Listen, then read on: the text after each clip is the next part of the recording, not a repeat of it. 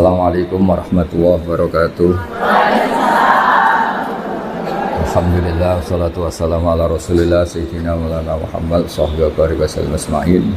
Idul Adha itu dari kata id itu kembali banyak nikmat atau terulangnya nikmat-nikmat yang diberikan oleh Allah Subhanahu wa taala. Kemudian Al-Adha ini banyak yang mengatakan terkait dengan ibadah penyembelihan kurban, disebut Idul Adha atau Idul Kurban. Saya cerita sedikit tentang sejarah Idul Adha. Dulu ada seorang malaikat yang menjelma sebagai manusia dan beliau ini komunikasi dengan Nabi Ibrahim. Sebelum saya cerita jauh, saya katakan juga saya ingatkan lagi bahwa cara berpikir kita sebagai mukmin itu harus berpikir awal al-khilqah. Awal kita dijadikan oleh Allah Ta'ala, yaitu Nabi Adam materinya dari tanah, nyatanya bisa jadi Nabi Adam. Kita dari sperma, nyatanya bisa jadi manusia. Dengan konstruksi yang sempurna. Dengan cara seperti ini, nanti bayangkan kekuasaan Allah yang tidak terbatas menjadi mudah. Saya teruskan, si malaikat tadi tanya ke Nabi Ibrahim, saya minta kambing kamu. Oh ya silahkan. Asal kamu melantunkan kalimat tasbih, terus dibaca tasbih, indah sekali, merdu, terus bisa minta tambahan kambing, ya. Sampai beberapa kali. Demi Allah, ini baru kambing, baru hewan. Andaikan anak saya pun, kalau demi Allah saya kurbankan. Singkat cerita, versi riwayat ini, suatu saat Nabi Ibrahim diuji dengan dimintanya anak untuk dikurbankan. Ketika beliau atas nama seorang bapak agak keberatan, terus diingatkan ulang oleh Allah Ta'ala, janji beliau demi Allah, anak pun saya kurbankan. Walhasil akhirnya beliau melakukan itu. Dan karena Allah hanya menguji, tidak niat betulan supaya anak itu disembelih, akhirnya diganti oleh kambing. Jadilah tradisi kurban itu pakai kambing. Kemudian secara fikih ada padanan-padanan yang cukup menggantikan kambing, yaitu ada sapi, ada unta, dan seterusnya, dan seterusnya. Yang menarik dari sekian referensi yang saya baca, dan ini harus disosialisasikan lah. Sebagian versi itu adalah bahwa Nabi Ibrahim ketika diangkat di alam malakut, di alam langit sana, itu ketemu Allah, kemudian Allah tanya, Ibrahim, banyak hamba-hambaku yang durhaka, tidak tahu saya sebagai Tuhannya. Terus kata Ibrahim, usul ya fa'amidhum, bunuh saja ya Allah. Setelah itu tanya lagi, ada yang pezina, ada yang koruptor, ada yang pokoknya dosa-dosa yang buruk sekali. Dan di semua itu Nabi Ibrahim usul, mereka hidup di bumi engkau ya Allah, makan rezekimu ya Allah, maka mereka enggak sopan sekali, enggak ngerti engkau. Terus singkat cerita minta itu diadab, siksa. Suatu saat versi referensi ini di kitab Hikam, kalau di kitab saya halaman 15 juz 2, suatu saat Nabi Ibrahim itu diminta sama Allah menyembelih Ismail. Citra ini penting sekali. Setelah disuruh menyembelih Ismail, Nabi Ibrahim komplain. Ya Allah, ini anak saya, samratu fuadi, buah hati saya, kenapa engkau seenaknya minta saya sembelih? Enggak bisa ya Allah, ini samratu fuadi, buah hati saya. Terus kata Allah, orang-orang yang durhaka yang kamu usulkan supaya saya bunuh, itu hamba saya menciptakan mereka, dan saya mencintai mereka, karena itu ciptaan saya. Anda enak saja usul saya matikan, saya bunuh. Sekarang ketika Anda usul, saya tidak mikir. Kenapa ketika saya usul, kamu mikir? Terus akhirnya Nabi Ibrahim mau oke, ya Allah. Setelah itu, semenjak itu Nabi Ibrahim itu begitu sayang sama hamba-hambanya Allah. Sehingga dari cerita yang paling masyhur, ketika Abu Bakar As-Siddiq begitu lemah lembut sama hamba-hamba Allah yang lain, Nabi Muhammad mensepadankan dalam hal ini sama Nabi Ibrahim, hati kamu sehalus Ibrahim. Yaitu Nabi Ibrahim Beliau akhir-akhir punya komitmen faman tabi'ani fa innahu minni wa man asani fa innaka ghafurur rahim. Ya Allah, orang yang ikut sunnahku maka jelas bagian dari saya. Dan yang sedang durhaka wa man asani, saya harapkan fa innaka ghafurur rahim. Engkau Maha Pengampun, Maha Penyayang. Semenjak itu menjadi sunnatan mutaba'ah bahwa agama ini agama rahmatan lil alamin, bahwa melihat kemungkaran, melihat kebodohan, ketimpangan, itu komitmen kita ini membenahin, bukan menghabisin. Melihat kesalahan, komitmen kita ini in uridu illal islaha mastata'tu. Komitmen kita ini ingin lebih baik, bukan mengacaukan dunia ini. Semenjak itu terus syariat-syariat Islam disebut anit tabi millata Ibrahim Hanifa, bahwa kita mengikuti millahnya Ibrahim. Sebab itu kemudian setelah ini menjadi sunnatan mutaba'ah, bahkan banyak ulama yang berpendapat ketika Rasulullah SAW Mi'raj, itu dari sekian Nabi Ulul Azmi yang enggak ketemu itu Nabi Nuh. Nabi Nuh alaihissalam, padahal termasuk Nabi Ulul Azmi.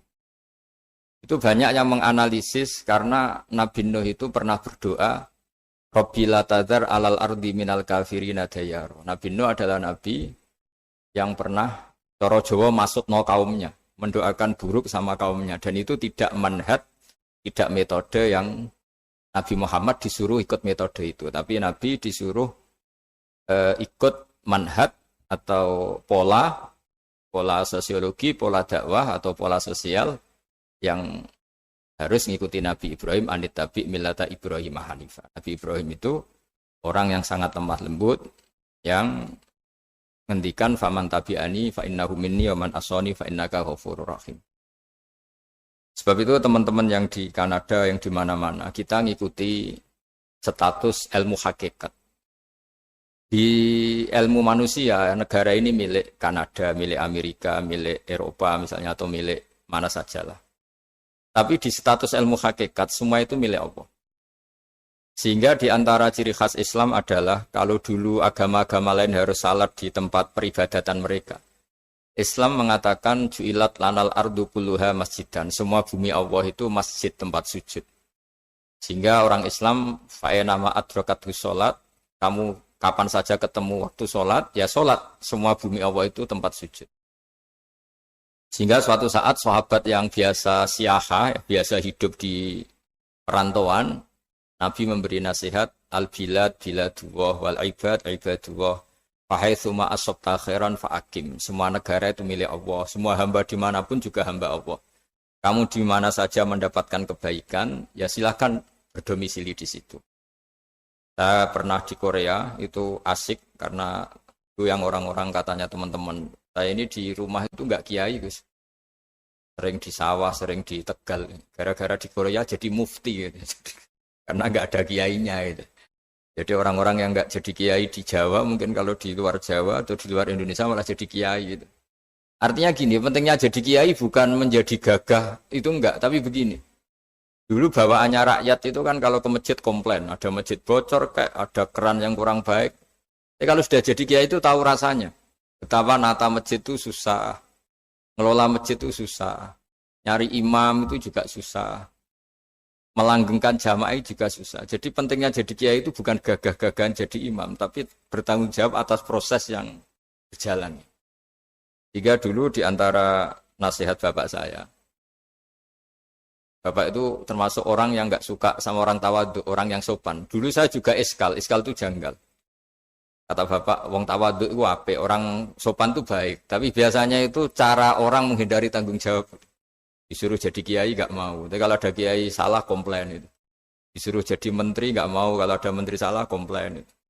Disuruh jadi apa nggak mau. Kesannya tawadhu, tapi sebenarnya hanya menghindari tanggung jawab. Disuruh pidato nggak mau. Disuruh jadi MC nggak mau. Tapi kalau ada orang salah komplain itu.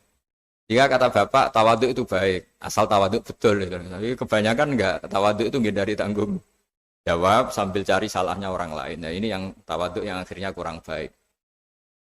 Nah teruskan, jadi Nabi Ibrahim ini panutan yang luar biasa. Beliau adalah orang yang alami sekian proses sosial yang akhirnya diakui sebagai Khalilur Rahman, orang yang sangat dicintai Allah Ta'ala.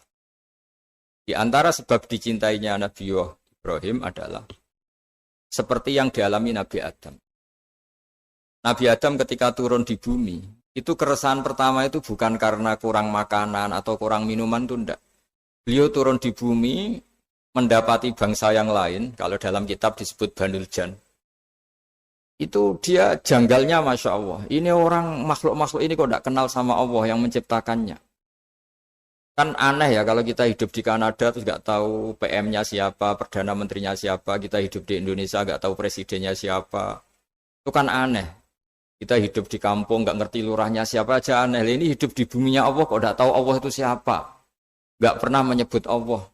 Padahal harusnya yang paling dikenal pertama itu ya zat yang menciptakan kita, menciptakan langit bumi dan sebagainya. Sehingga beliau itu gerutu itu komplain. Ya Allah ini enggak fair dunia ini, engkau yang menciptakan, engkau yang memberi rezeki, kemudian mereka enggak kenal engkau. Ini kata Nabi Adam alaihissalam. Barokahnya komplain itu, jadi komplain itu yang diridhoi Allah juga banyak. Akhirnya Allah meridhoi Nabi Adam, dosa-dosanya, salahnya itu diampuni. Ya ukuran seorang nabi beliau dianggap salah itu diampuni karena keresahan beliau itu takut Allah nggak dikenal.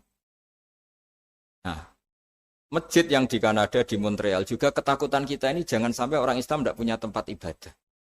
Meskipun setelah punya tempat ibadah, ketakutan kita jangan-jangan ibadahnya tidak sesuai sunnah Rasul. Setelah sesuai sunnah Rasul kita takut lagi, jangan-jangan memaksa sesuai tapi karena ingin benar. Dan setelah ingin benar, takutnya secara tasawuf ngimani kebenaran itu. Bukan ngimani rahmatnya Allah, tapi ngimani kebenaran itu. Akhirnya jadi ujub. Ujub itu bangga amal diterima karena kebaikannya, bukan karena fadlnya Allah, karena anugerah. Nah ketakutan-ketakutan ini khas orang soleh. Orang soleh itu kalau nggak sholat takut. Setelah sholat takut nggak sesuai syarat rukun. Setelah sesuai semua takut iktimat alal amal. Membanggakan kebenaran, tapi bukan membanggakan luasnya rahmatnya Allah Ta'ala. Sehingga di luar ilmu fikih ada ilmu namanya ilmu tasawuf, ilmu yang mengelola hati. Jadi ibarat orang itu kalau yang paling masyhur dalam cerita-cerita orang sufi, ada orang sudah masuk surga karena tidak pernah dosa sama sekali. Ini cerita-cerita yang melegenda di dunia tasawuf. Tanya Allah, kenapa kamu masuk surga? Karena saya taat terus ya Allah, nggak pernah maksiat sama engkau. Berapa lama kamu hidup di dunia? 80 tahun. Ya sudah, karena taat kamu 80 tahun, ya surga kamu 80 tahun. Ya komplain, ya Allah katanya surga selamanya. Kenapa ini hanya 80 tahun? Yang selamanya itu rahmat saya. Kalau amal kamu kan terbatas 80 tahun, maka balasannya hanya 80 tahun. Nah semenjak itu beliau sadar, oh ya Allah, masuk surga itu fadlmu, anugerahmu. Amal saya tidak ada bandingannya dengan surgamu. Nah ini jadi sehingga keyakinan ahli sunnah wal jamaah di antara ciri khasnya adalah masuk surga itu karena fadlnya Allah, karena anugerahnya Allah. Maksudnya itu, oke, kita amal, tapi amal kita tetap terbatas. Tidak memberi kontribusi pada kerajaan Allah, pada kedikjayaan Allah sebagai Tuhan. Yang tidak terbatas adalah fadlnya Allah Subhanahu wa Ta'ala.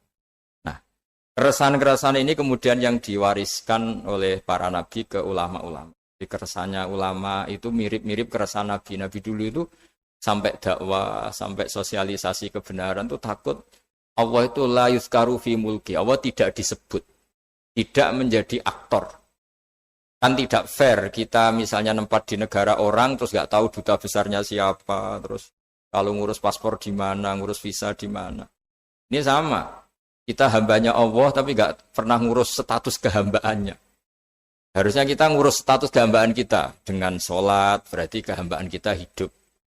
Dan baca tasbih berarti kehambaan kita hidup.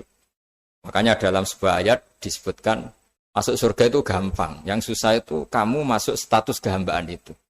Makanya disebut ya aja Tuhan nafsul mutmainnah irji'i ila rabbiki radiyatan mardiyah. Pertama apa? Fadkhuli fi ibadi. Kamu harus masuk status sebagai hambaku dulu.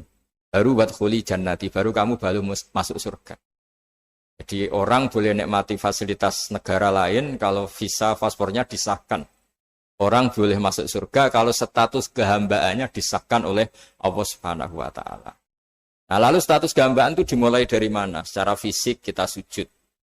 Anggota tubuh yang begitu terhormat, namanya kepala, kita tundukkan kepada Allah Ta'ala. Hati kita, akal kita yang ingin menguasai dunia misalnya, ambisi itu kita kalahkan untuk hanya tunduk kepada aturan-aturan Allah Subhanahu wa Ta'ala. kekhawatiran kita akan menghadapi alam akhirat. Nah, ini yang penting. Nanti setelah kita mati kayak apa, jadi debu, jadi tanah, lalu bangkit kita gimana? Sebagaimana mukadimah saya, ingatlah an-nas atil ula. Ingatlah penciptaan pertama, bahwa Allah punya reputasi menciptakan Nabi Adam dari tanah, dan di tubuh Nabi Adam itu tersimpan calon generasi berikutnya ila yaumil qiyamah. Kayak apa susahnya bikin Nabi Adam kalau andikan kita boleh berpikir. Bikin satu master manusia yang akan melahirkan manusia seluruh dunia. Ibaratnya chipnya itu sudah ada di punggung Nabi Adam. Dan itu materinya dari tanah. Dengan berpikir gitu, maka ketika kita meninggal, sudah jadi tanah, kembali lagi jadi manusia adalah hal yang mudah. Karena Allah punya reputasi menciptakan manusia super, yaitu Nabi Adam dari tanah.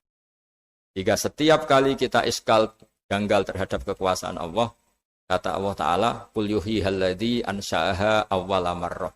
Kalau kamu janggal terhadap kemampuan saya, kemampuan kami menghidupkan tulang belulang yang sudah rapuh, sudah hancur, maka ingatlah reputasi saya, kata Allah, reputasi kami menciptakan Adam dari tanah. Ya, para nabi itu, ini semoga teman-teman yang di Kanaja masih ingat betul iman yang dilatih para guru kita di Jawa, di Indonesia. Para nabi itu saking imannya sama Allah, itu tidak ada, sampai kasarnya itu nggak tahu bedanya antara hal itu masuk akal maupun tidak. Saya beri contoh begini, kalau dalam ilmu tauhid, dan ini harus kita latih terus sampai ketemu Allah Ta'ala. Ketika telur jadi ayam, itu sebetulnya itu kita juga tidak ikut mampu bikin telur jadi ayam. Tapi berhubung sering terjadi, kita bilang telur jadi ayam itu mungkin. Mungkin itu ya mungkin sering terjadi. Padahal sering terjadi ini juga tidak yang jenis kita ikut berkontribusi. Lalu ketika sering terjadi ini kita bilang itu mungkin. Padahal saat kita bilang mungkin, juga hakikatnya kita tidak ikut menciptakan telur menjadi ayam. Lalu karena seringnya telur jadi ayam, kita bilang telur jadi ayam itu mungkin. Mungkin itu gak muhal. Begitu juga bebijian, nanti jadi pohon besar, yang rindang, yang berbuah, kita katakan mungkin. Kenapa kita katakan mungkin? Karena itu sering terjadi. Oh, kita pun tidak ikut menciptakan biji jadi pohon besar, telur jadi ayam. Artinya apa? Zaman sesuatu itu sering terjadi, kita pun sebetulnya tidak pernah ikut menciptakan. Hanya menyaksikan sering, terus kita bilang itu mungkin. Tapi kita tidak memberi kontribusi sama sekali. Semua itu karena kudrohnya Allah, kemampuan Allah. Lalu ketika ada orang yang bilang, batu ini bisa melahirkan onta. Kita bilang, muhal, batu itu tidak mungkin melahirkan onta. Tapi kalau seorang nabi itu nggak tahu bedanya antara batu melahirkan unta dengan indukan unta melahirkan unta. Karena nabi-nabi itu makomnya sudah sangat tinggi. Ketika unta induk melahirkan unta juga tidak atas kemampuan unta induk. Unta induk tidak punya kemampuan menciptakan unta. Juga karena kudrohnya Allah Ta'ala. Jika kalau batu mengeluarkan unta juga mungkin kalau Allah menghendaki. Hingga ketika Nabi Soleh diminta kaumnya, apa bukti engkau Nabi? Tunjukkan ayat kalau engkau Nabi. Yang kamu minta apa? Seekor unta keluar dari batu besar ini. Nabi Soleh dengan entengnya berdoa sama Allah dan keluarlah unta keluar dari batu. Nah itu makom yang paling tinggi. Makom paling tinggi itu kita mendudukkan Allah sebagai zat yang tidak terbatas kudrohnya. Hingga para nabi itu terus punya mukjizat. Nah, mukjizat itu untuk mengingatkan ulang bahwa Allah itu tidak terbatas kemampuannya. Bagaimana unta keluar dari batu besar zaman Nabi Soleh, zaman Nabi Muhammad air keluar dari jemarinya Rasulullah SAW, Nabi Ibrahim dibakar tidak mempan, tetap sehat, tetap bugar. Karena semua ini sebagai bukti bahwa kudrohnya Allah tidak terbatas. Iman-iman seperti ini harus kita jaga. Apapun rasionalitas kita, dan meskipun kita selalu rasional, tetap menyisakan iman bahwa kudroh Allah itu tidak terbatas. Sehingga ketika ada cerita kematian orang soleh itu ditangisi langit dan bumi, kita tidak usah iskal, tidak usah janggal. Masa bumi bisa menangis? Karena kita yang sekarang bisa nangis adalah materinya dari tanah. Materinya dari bumi. Terus iman ini kita jaga sehingga kalau kita yasinan, Masih ingat Allah kalau mengingatkan kudrohnya yang tidak terbatas, manusia disuruh ingat qul yuhyihal ansha'aha awwala marrah.